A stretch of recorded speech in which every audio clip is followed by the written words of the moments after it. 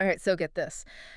Picture a sport, right? Like Yeah. a sport born out of a full-on rebellion where players fought for fairness and ended up like changing the game forever. Wow. It's a pretty cool story. And that's exactly what we're diving into today. The birth of Australian Rugby League.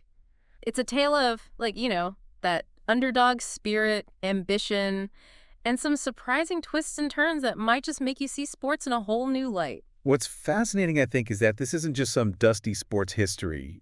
Right. This story actually mirrors broader social changes happening at the time. It's about workers' rights, challenging, like, the establishment, and ultimately shaping a sporting culture that we still feel today. Okay, so let's set the stage. It's the late 19th, early 20th century in Australia. Okay, rugby union was the king of the field, but under the surface, tensions were simmering.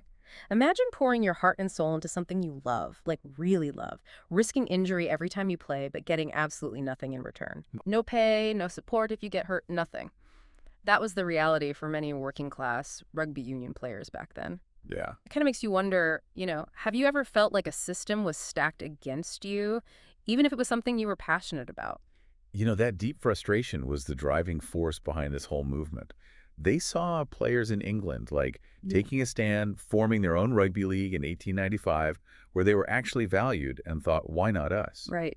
Enter James J. Giltinan, Mm-hmm. a true believer in the power of professional sport and, kind of our founding father of Australian Rugby League. Mm-hmm. He saw the potential for a league where players were respected, compensated, and could truly thrive. Giltinan sounds like a man on a mission, but he couldn't have done it alone, right? Absolutely not. Yeah. It took a whole team of passionate individuals, both on and off the field. Think about the guts it took for players to abandon their established careers in rugby union for this brand new, untested league. They were risking everything on a vision. Talk about taking a leap of faith. Some of these guys were at the top of their game in rugby union. Exactly. Take Dally Messenger, for example. He was the superstar of rugby union, a household name. He walked away from it all to join this new league. That tells you something about the level of conviction these guys had. Wow, that's a serious statement. Leaving behind fame and comfort for a chance at something better, something fairer. And he wasn't the only big name to make the switch, right? You're right. Victor Trumper, the legendary cricketer, also threw his support behind the movement. That really speaks to the broader appeal, this sense that something significant was happening, something that transcended just one sport. Okay, so we've got this building momentum, this sense of change in the air. What happened next? Well, 1908 was a pivotal year, a year of firsts. The New South Wales Rugby Football League, or NSWRFL, was born. Okay. And they weren't messing around. Players were eager to join a league that actually had their backs, and things moved quickly. So they had the players, they had the passion. What about the teams? Did they have to start from scratch there too? They did. But it's amazing how fast it all came together. 8 founding clubs emerged, ready to make their mark. Mm-hmm. The South Sydney Rabbitohs, the Eastern Suburbs, which later became the Sydney Roosters, the Newtown Jets, Balmain Tigers, North Sydney Bears, Glebe, the Western Suburbs Magpies, and Cumberland. Wow, those are some names that echo through history. Some of those teams are still going strong today, over a century later. It's like a direct link back to that rebellious spirit. It really is. And that same year, on April 20th, 1908, at Birch Grove Oval in Sydney, the first official rugby league match in Australia took place. I bet the atmosphere was electric. I can only imagine. So who took home the win in that historic first match? It was actually the New Zealand team that triumphed over North Sydney. Yeah. But honestly, the score was almost beside the point. Yeah. What mattered was the incredible energy, the packed stands, the feeling that something new and exciting was taking root. Australian audiences were clearly hungry for this brand of rugby. And Giltinan, being the ambitious guy he was, didn't waste any time trying to take this new sport global. He pulled together a team, gave them the now iconic name, the Kangaroos, and set off on an incredibly ambitious tour of England in 1908-1909. Now remember, this was a brand new league. They were figuring things out as they went along. Giltinan poured his heart and soul, not to mention his finances, into this vision. It nearly bankrupted him, and some players even resorted to selling their belongings just to make ends meet. Oh, wow. Talk about dedication. Wow, that's incredible. They were facing an uphill battle from every direction. They had to be scrappy and resourceful to even get off the ground. Oh, absolutely. And rugby union wasn't going to let them go easily. Players who dared to switch sides were slapped with a lifetime ban from union. That's Yeah. how deep the divide ran. So not only were they starting from scratch, they were actively being shut out by the established powers. They were literally building their own world because the old one wouldn't let them in. That's a great way to put it. And that's where their resilience really shines. Denied access to most stadiums, they had to get creative. They were forced to innovate, to find new ways to play and to connect with fans. It's amazing they managed to not just survive, but actually thrive. I know, right? They built their own stadiums, forged their own identity, and drew in bigger and bigger crowds. It's testament to their vision and their unwavering belief in what they were building. Exact. And this wasn't just a New South Wales phenomenon. Right. This rebellion spread throughout the country. It did. How quickly are we talking? Did other regions embrace this new league right away? Pretty much, yeah.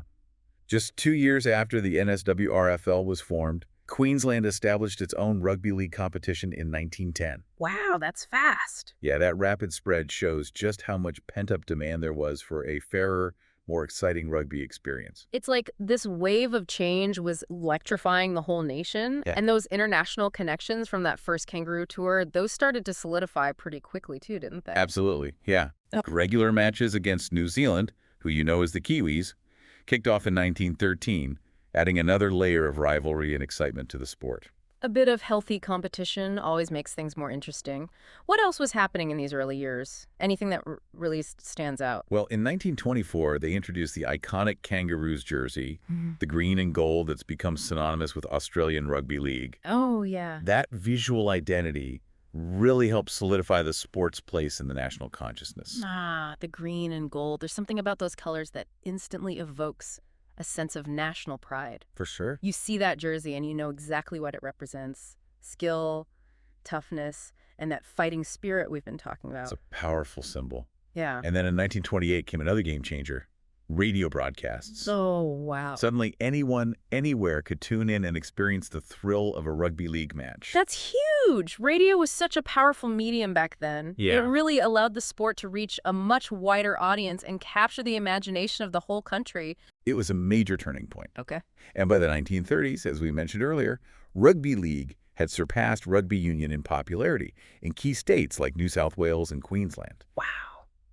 This wasn't just a shift in sporting preference. It was a cultural shift. Yeah. It reflected the changing values of Australian society, where the working class was demanding a bigger voice, not just in sports, but in life. So we've got this incredible story of a group of working class guys who said enough is enough to an unfair system. Exactly. They risked their careers, faced backlash from the establishment, and managed to build not just a new sport, but a whole new sporting culture. It's a story about so much more than just a game. It's about fairness, ambition, resilience, and the power of challenging the status quo. Right. And what's truly remarkable is that those values are still at the heart of rugby league today. Yeah. It's a legacy that continues to inspire both players and fans. It's almost like this underdog story is woven into the very fabric of the game, Yeah. giving it a unique energy and appeal. I think so. But I'm curious, could this have happened in any other sport? Was there something unique about rugby, about this particular moment in time, that allowed for such a radical transformation? That's a fascinating question. Yeah. It was a perfect storm of social, economic, and cultural factors. The rise of the working class, the desire for greater equality, the appeal of a more dynamic and fast-paced game, all of these elements came together in a way that made this kind of revolution possible. It really makes you think about the power of timing and circumstance, how sometimes those forces align to create something truly remarkable. Yeah. But what about the individuals involved? Those early pioneers who risked everything for this vision. What do you think drove them? Yeah, it took a special kind of grit and determination. Right, to face those challenges head on. Yeah, I mean, they were going up against the Right. established order, Yeah. risking their reputations, and for many, their livelihoods. It speaks to that deep human desire for fairness and recognition. They believed in something better, something more just, and they were willing to fight for it. And that's a story that resonates, far beyond the world of sports. Absolutely. It makes you think about all the other areas of life where we see these battles between, the old guard Right. and those pushing for progress. Yeah. It's a story as old as time. It is, but what's particularly inspiring about this story is that, in this case, the rebels, Yeah. the underdogs, actually won. They did. They didn't just survive. They created something lasting, something that continues to, evolve and thrive to this day. It's a blueprint for anyone who feels like they're, banging their head against a wall, like their voice isn't being heard. Right. It shows that change is possible, even against seemingly insurmountable odds. It is. That's a powerful message to take away. Yeah. And it's a reminder that the values we fight for, the principles we stand by, can have a ripple effect, like far beyond our own time. So if you're ever feeling like, the system is rigged, like the odds are stacked against you, remember the story of Australian Rugby League. Remember those who dared to challenge the status quo, those who believed in a fairer and more exciting future.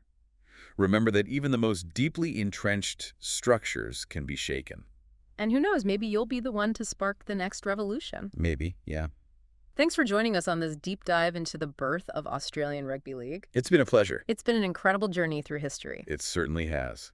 A fascinating exploration of ambition, resilience, and the enduring power of the human spirit to create change.